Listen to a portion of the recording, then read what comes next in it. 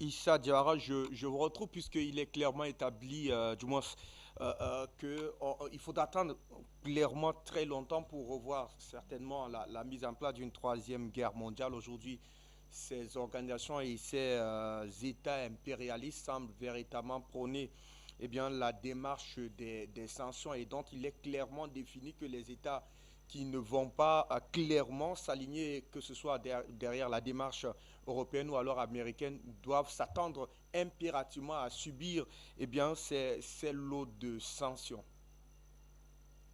Ok, merci. Merci. Permettez-moi de vous dire que d'abord, le bloc occidental n'est pas préparé à aller à une troisième guerre mondiale. Vous avez vu les experts français qui ont dit, des officiers français, qui ont dit que le nombre de missiles, par exemple, que la Russie tire sur l'Ukraine, que si le choc français allait s'épuiser en 4 jours, pas une semaine, en 4 jours. Donc d'abord, ils ne sont pas préparés.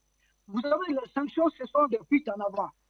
Des suites en avant que malheureusement, je ne comprends pas si le bloc sinon mené par la Russie et la Chine ne parvient pas à beaucoup exploiter. Si nous sommes d'accord tout de suite dans ce débat, mon frère Béanger et moi, les camarades, c'est qu'on est tous d'accord que le bloc occidental n'a pas de ressources naturelles à la hauteur de ses ambitions. Exact. Ça montre le carburant dont ils ont besoin, mais ils ne peuvent pas en produire. L'Arabie saoudite ne peut pas en produire. Donc de l'autre côté, vous avez l'Iran, j'ai dit l'Iran, la Russie constitue deuxième et troisième réserve mondiale du pétrole. Et le Venezuela vient en quatrième position. Vous avez ces trois grandes puissances qui sont alignées. Donc les États-Unis ne peuvent rien tant qu'ils ne vont pas avoir dans leur camp soit le Venezuela, soit l'Iran, ou en tout cas la Russie. Là, ce n'est même pas possible. Tant qu'ils n'auront ni le Venezuela, ni l'Iran, dans leur cas, je vous donne cette garantie qu'ils n'oseront pas lancer une troisième guerre mondiale parce qu'ils seront à court de carburant.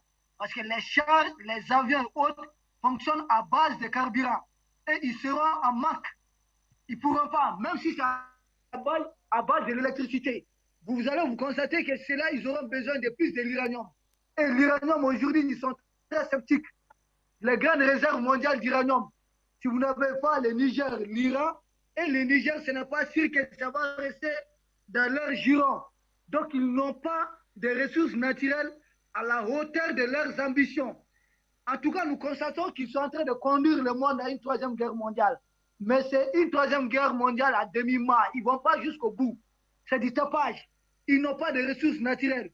Ils sont pauvres, c'est moi qui vous le dis. Ils ne sont riches que parce que nous autres, nous nous laissons exploiter. C'est ça la vraie raison. Là où je vais, mon frère Béanger peut-être n'a pas compris. Je suis d'accord avec la bravoure, la résistance du peuple vénézuélien. Autant que je suis d'accord avec la résistance du peuple malien. Autant que je salue la résistance du peuple cubain, des Iraniens, des Liban, du côté du Hezbollah, du peuple palestinien. Mais est-ce dans ce monde suffit-il de résister? Non. Il ne suffit pas de résister.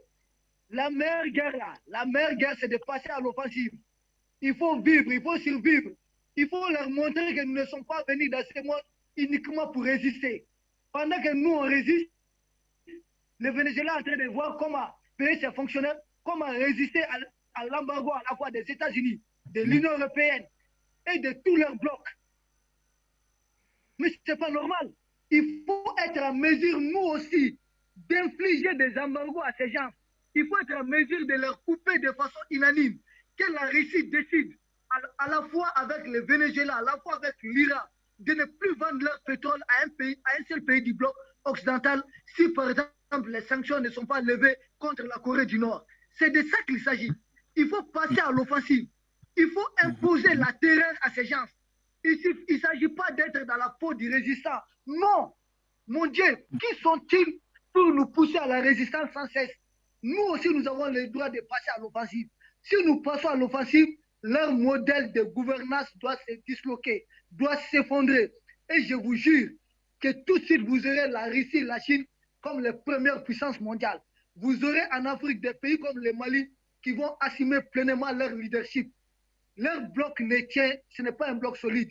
Ils ne sont forts que parce que nous autres, nous acceptons de nous laisser exploiter.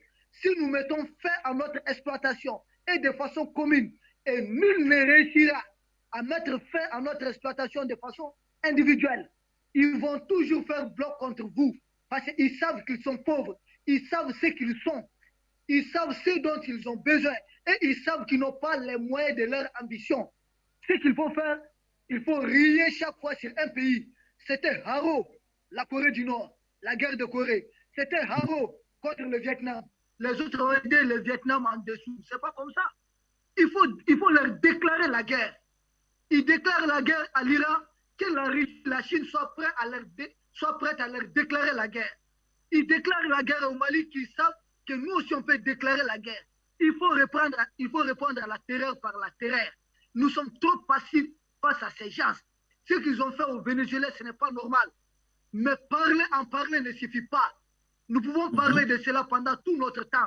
Ici, il s'agit de prendre conscience de notre force, que les ressources naturelles du monde sont de notre côté, que les plus grandes industries militaires se trouvent en Russie et en Chine. Il suffit d'exploiter nos potentialités, ce que nous avons comme force, pour renverser la tendance. C'est nous qui serons tout de suite des pays développés. Regardez la Corée du Nord, qui réussit à se développer seule, avec toutes les sanctions du monde, seulement avec l'aide de la Russie et de la Chine. Imaginez si la Corée du Nord bénéficiait d'une aide directement du Venezuela, de l'Iran, du Mali, de l'Algérie. Si ces pays bénéficiaient d'une aide de tous ces pays, de façon directe et affichée, mais les États-Unis n'allaient pas exister. Vous prenez chez nous au Mali, par exemple, la Corée du Nord n'a pas d'ambassade jusqu'à présent. C'est de ça qu'il s'agit. Former un bloc, mettre en place l'OTAN bis. Les alliances militaires mises en place par la Russie sont encore très fragiles. Il faut mettre en place l'OTAN bis avec comme l'article 5 de l'OTAN. Vous touchez à un seul pays de notre bloc, nous allons riposter de façon collective et de façon définitive et jusqu'au dernier homme. C'est de ça qu'il s'agit. Nous, on ne veut plus que les sanctions soient à une seule vitesse. Qu'uniquement soient sanctionnés les pays qui rêvent de la liberté. Qu'uniquement soient sanctionnés des peuples qui veulent vivre libres et dignes. Qu'uniquement soient sanctionnés des peuples qui rejettent l'hégémonie américaine. C'est de ça qu'il s'agit. Il faut arrêter cela. Et ils ont les kilos à aller sanctionner jusqu'à la Russie et tenter de menacer la Chine. C'est parce qu'en présent, nous ne parlons pas beaucoup d'une même voix. Il faut s'unir, comme le disait l'autre, prolétaires de tous les pays, unissez-vous. Merci.